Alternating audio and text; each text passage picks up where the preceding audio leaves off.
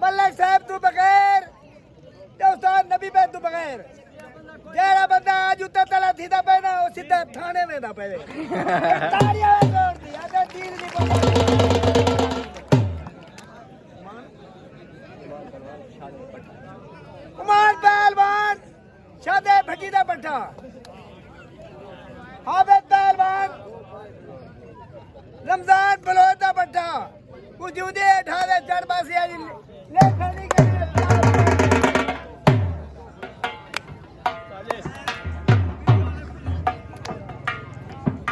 وہی کی جاد بیٹھ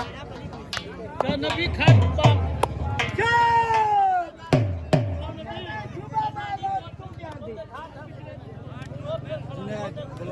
جنید پہلوان بلوچ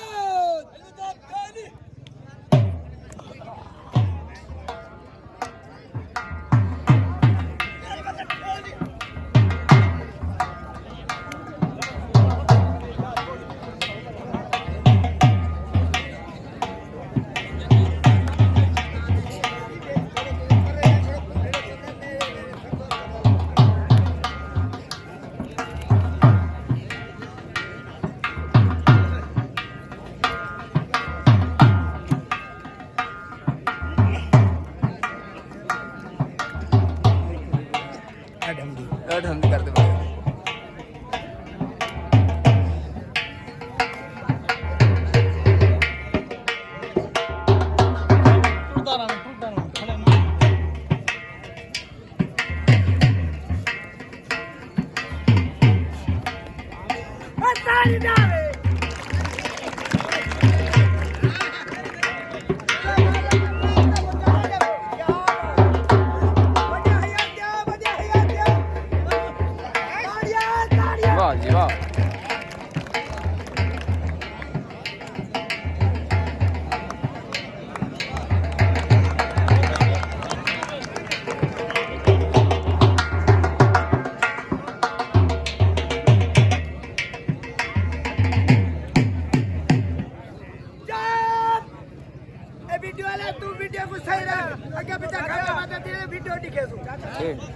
जबरदस्त